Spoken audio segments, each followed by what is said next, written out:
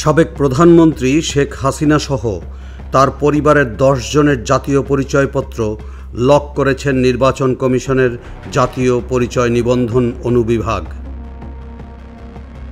নির্বাচন কমিশনের তরফ থেকে জানানো হয়েছে, এনআইডি লকের অর্থ হল এর তথ্য যাচাই, সংশোধন বা পরিবর্তন করা সম্ভব নয়।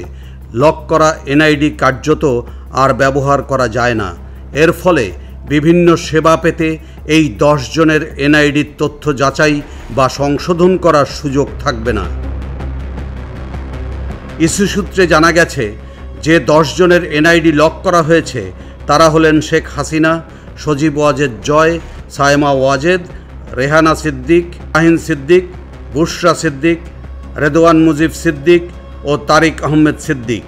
এ সংক্রান্ত একটি আদেশে বলা হয়েছে, জাতীয় পরিচয় নিবন্ধন অনুবিভাগের মহাপরিচালকের মৌখিক নির্দেশে এই 10 জনের এনআইডি লক করা হলো। তাতে সংশ্লিষ্ট কর্মকর্তাদের গত 16 ফেব্রুয়ারি তারিখে স্বাক্ষর রয়েছে।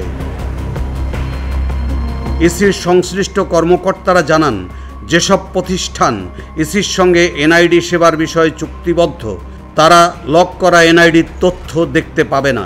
সাধারণত মিথ্যা তথ্য দিয়ে ভোটার হলে বা একাধিকবার ভোটার হলে কোনো কারণে এনআইডি নিয়ে তদন্ত চলমান থাকলে এনআইডি লক করা হয়।